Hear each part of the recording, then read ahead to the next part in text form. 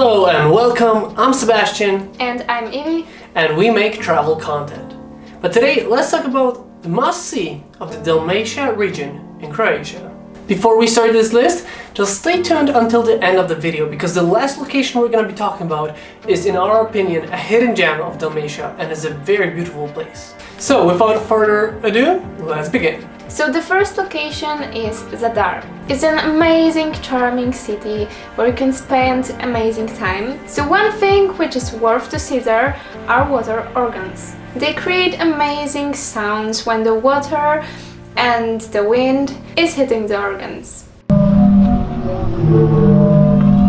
And the city has many Roman and Venetian ruins, so there's something else to see too. There probably is a little bit more to see, but unfortunately for us, we were on a day that it started to rain. It was pretty much a storm coming, so we had to leave a little bit earlier, and that is pretty much all we got to see when we were in Zadar. But we highly recommend, if you have the time, check it out. Second on our list is Split. So Split is actually the biggest city in Dalmatia. Split is actually a World Heritage Site. Not only that, but you can actually see the collections, palace. There are actually ancient ruins of the palace in the city center. Overall, the city center has some Roman influence, and you can definitely see the history there. In Split, there is also a harbor near the city center where you can actually take a walk nearby. Next up on our list is Sibenik. And this place is actually one of our favorites in Croatia, in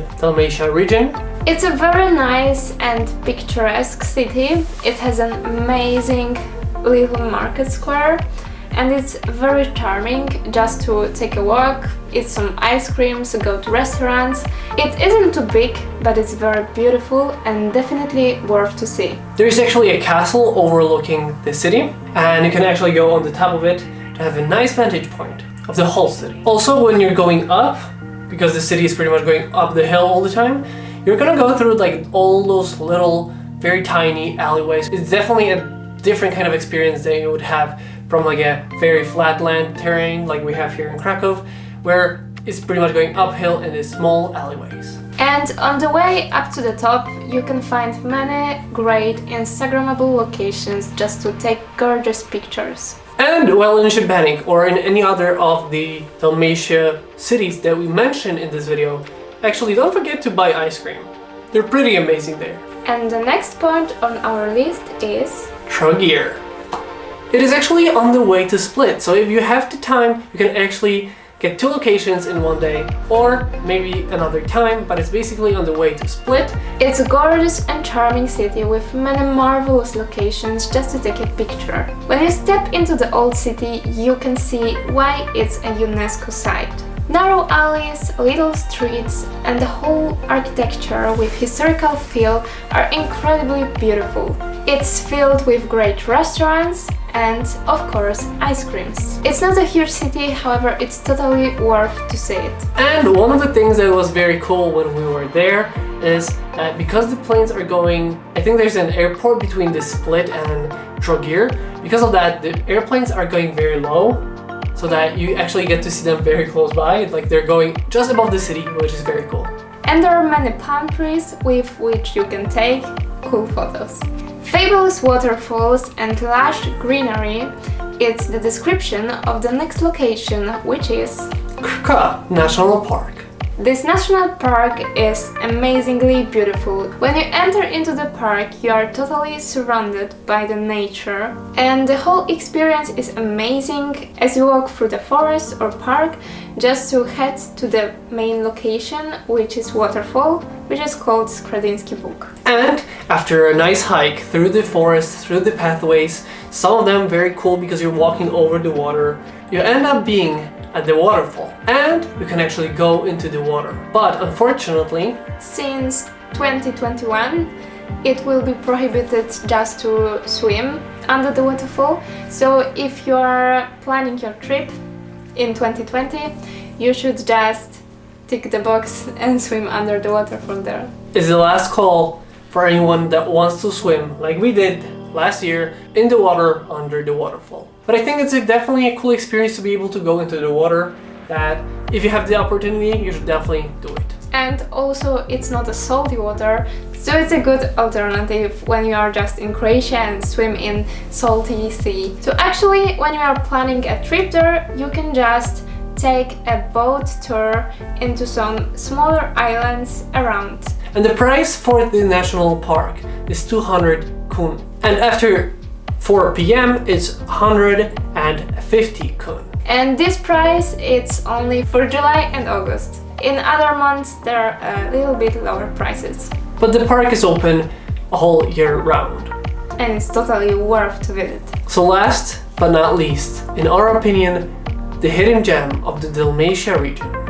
Primošten. It is a place that we've been together twice for me and way more for you. A place you pretty much know like the back of your hand. It's a perfect location if you just want to rest and chill during your vacation. The town is not big, it reminds of two peninsulas where one is the beach and the second one is the city. And the one peninsula that is only the beach is pretty much a whole peninsula of a beach, and the one, like you said, is the town. And it's very cool because you have like these two polar opposites very close to each other, pretty much a couple meters from each other. And when it comes to peninsula with the beach, there is a huge forest in the middle, so we have a lot of shadow, and it's a huge advantage as usually in Croatia there is not much greenery by the water, so you do not have shadow, and here it is, and it's a huge advantage. Basically, what we usually do is go into the water, get into the sun. Once we are dry, we'll head into the shade. But also if you love the sun and just burning, you will always find the place in the sun.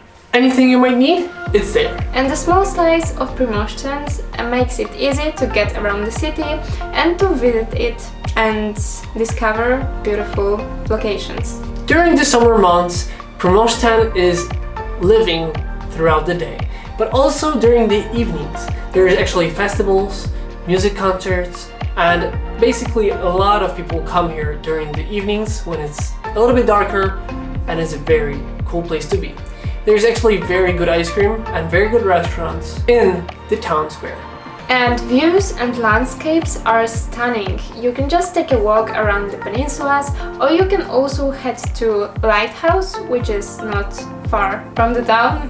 And also you can head to the viewpoint, which is a little bit above, and you can have a whole panorama of the Dalmatia region. So basically, Primošten not only has a beautiful beach, a very charming old town, and everything isn't too big.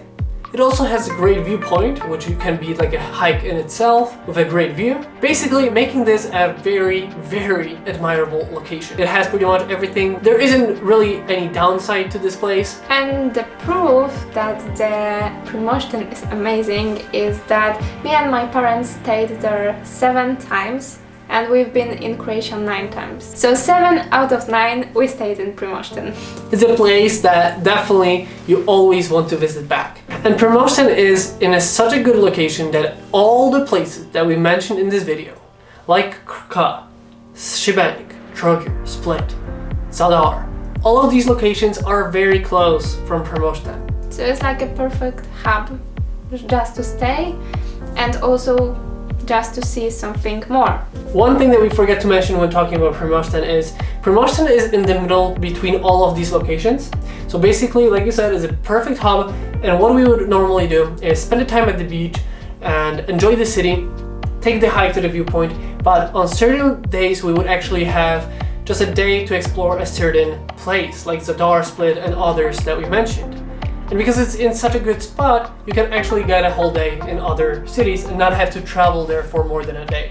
So, these were our must-see in Dalmatia, in Croatia. So before we end this video, a couple things that we wanted to mention very quickly. If you like the music in this video or in any other of my work, check out the link down below for Epidemic Sound. If you choose to sign up through that link, you will get 30 days free. And if you choose to sign up and become a paying subscriber, well, there's gonna be a kickback for me. Second off, if you want to support this channel, well, there's 2 ways. One of the ways is check out the link down below for my website.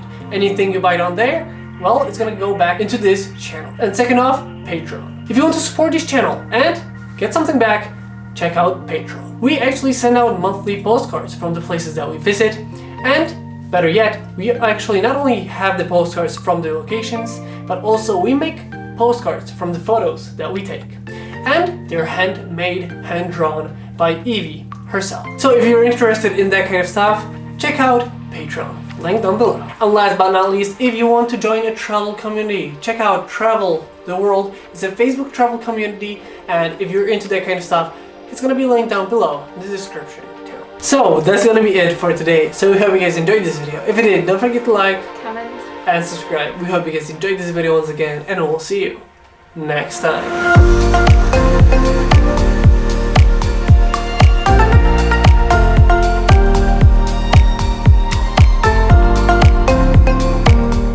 One remark, do not go to Primošten, it's our location. And we don't want too many people there, so don't go there. We highly advise